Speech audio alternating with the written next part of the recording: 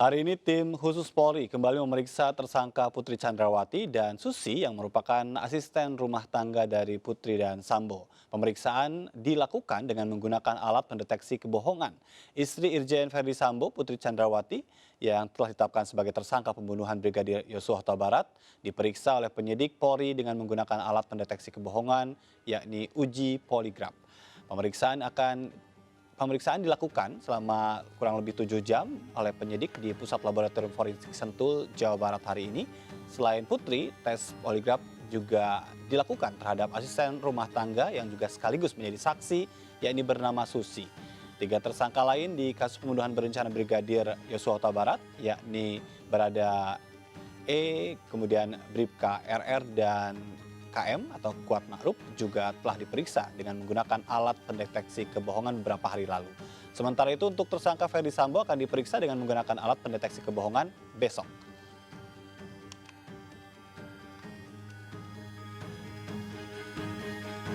Kita lanjutkan perbincangan kita malam hari ini. Saya ingin minta tanggapan dari Pak Bambang soal 3 nama Kapolda yang sekarang ini lagi santer disebut-sebut. Bagaimana Pak Bambang?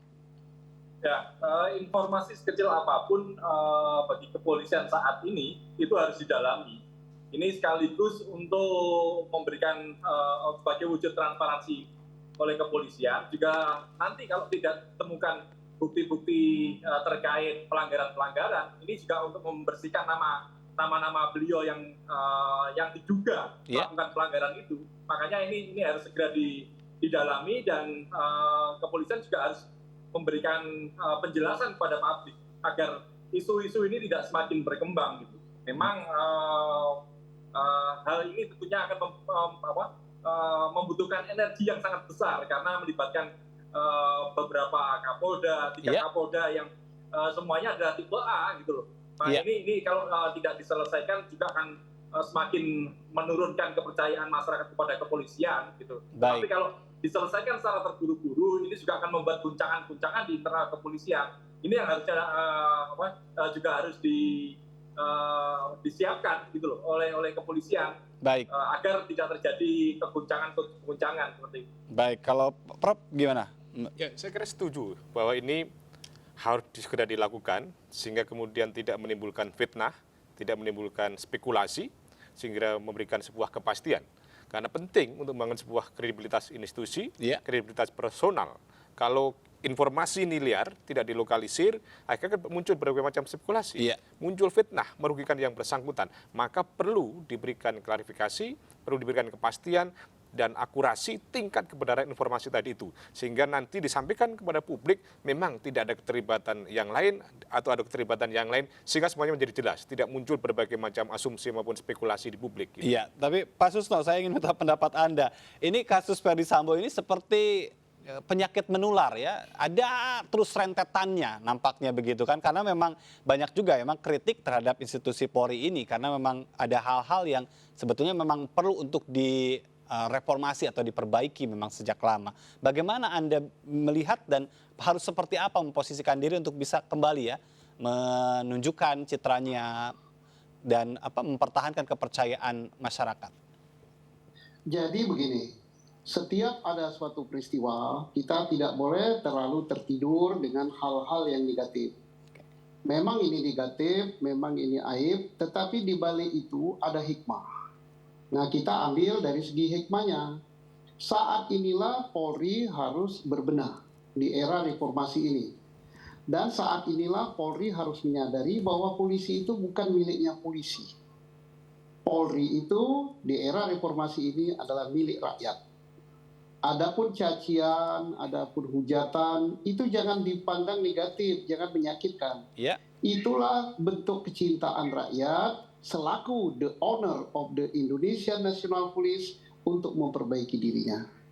Dan pada kesempatan inilah pemerintah, presiden, DPR selaku wakil rakyat, dan para civil society, kemudian cerdik pandai dan sebagainya, memberikan masukan-masukan yang positif untuk membenahi Polri guna mendapatkan postur kepolisian yang dikehendaki oleh rakyat, bukan yang dikehendaki oleh polisi. Kenapa? yang gaji dan sebagainya rakyat, yang memberi kekuasaan kepada polisi itu rakyat melalui undang-undang yang dibuat oleh DPR. Nah sekarang kita tidak menghendaki polisi yang seperti ini. Baik. Yang kita hendaki adalah polisi yang melindungi, mengayomi, humanis, dipercaya. Mari kita bangun, kita beri masukan. Baik. Dan elit Polri harus berubah. Ya, saya ingin kembali ke soal bagaimana pengungkapan kasus Ferdi Sambo ini. Ada pernyataan dari Ketua Komnas HAM ini. Jangan sampai nanti dalam prakteknya itu ada banyak saksi yang menarik kesaksian, begitu kan? Dan ada yang mengatakan jangan sampai nanti ada hal yang saling justru ditentangkan oleh para saksi. Bagaimana Anda bisa memproyeksikan itu? Ya, di pengadilan nanti kan tentunya akan dinilai tentang kebenaran kesaksian. Oleh karenanya, bagaimana menilai kebenaran tadi harus sesuai dengan fakta. Kesesuaian antara alat bukti satu dengan alat bukti yang lain, kesesuaian antara saksi satu dengan saksi yang lain. Hakim akan timbul sebuah keyakinan. Oleh karenanya, agar apa yang disampaikan dalam proses penyidikan ini sesuai dengan fakta yang benar, maka harus diproses, tidak ada tekanan, tidak ada paksaan, tidak ada kekhilafan dan sebagainya, harus diungkapkan apa adanya.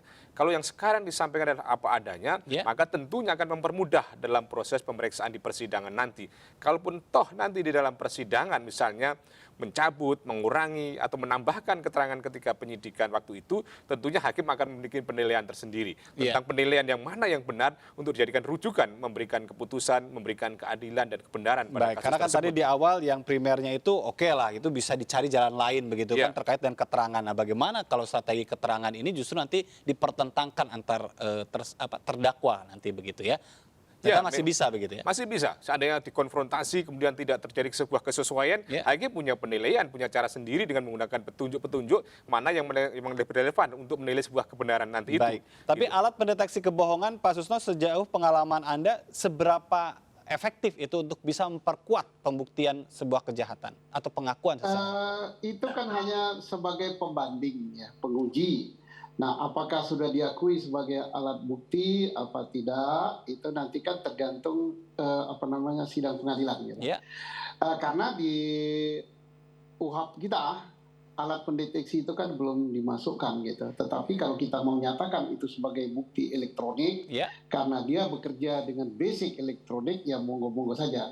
Tapi paling tidak ada sebagai pembanding.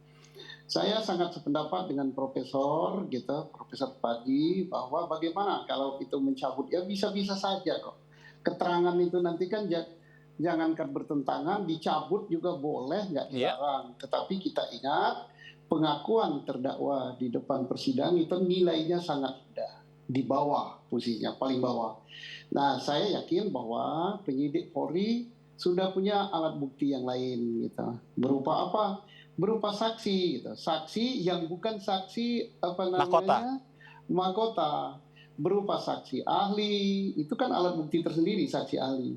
Berupa alat hasil forensik digital, hasil forensik balistik dan lain-lain. Insya Allah mudah-mudahan itu nanti bisa dibuat suatu alat bukti yang bagus sesuai kata Profesor Supadi tadi. Satu dengan yang lain tidak bertentangan tapi bersesuaian untuk mendapatkan keyakinan hakim.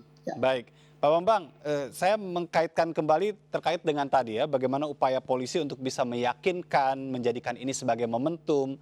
Belum selesai soal kasus persidangan, belum selesai soal berkas begitu, ada hal lain sebetulnya. Memang sedari awal ada hal yang tertundakah dalam konteks menuntaskan ini setuntas-tuntasnya, atau memang karena tadi ya seperti penyakit menular memang tumbuh satu lagi terus tumbuh? Pak Bambang? Oh siap. Ya memang posisi Ferdi Sambo ini kan menjadi Kadif Propam dan karir beliau yang sangat cepat menanjak ini tentunya juga memberikan efek yang sangat besar terhadap problem ini gitu loh. Dan ini juga tidak terjadi begitu saja, tetapi sudah berproses sekian lama. Makanya kalau kemudian banyak yang terlibat dalam kasus ini karena semuanya juga berproses tidak dalam waktu yang sebentar, tapi sudah bertahun-tahun. Makanya kalau ini dijadikan momentum untuk melakukan reformasi kultural di tubuh Polri, tidak ada jalan lain bahwa semua yang terlibat itu harus dibersihkan, dalam arti harus diberikan sanksi sesuai dengan pelanggaran mereka gitu masing-masing, seperti itu.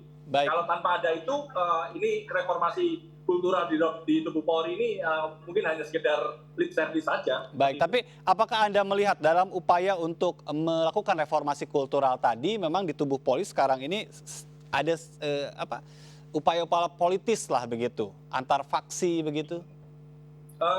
Kalau itu adalah sesuatu yang sebuah keniscayaan ya, persaingan antar faksi-faksi di tubuh Polri seperti itu. Hanya saja ke depan kan tidak hanya sekedar melakukan perubahan saja terkait dengan menggeser para pelanggar itu saja, tapi harus membuat sistem yang lebih bagus. Tanpa ada membuat sistem yang lebih bagus, tentunya faksi-faksi baru akan muncul dan akan muncul sambo-sambo lagi seperti itu. Baik. Jadi jika memang oknum di belakang Ferdy Sambo ini tidak bersih, begitu seperti kanker, ini bisa tumbuh nanti di satu waktu begitu. Tapi nanti kita akan bahas, masih ada satu segmen lagi, tetap bersama kami, tetap di MNC News Prime.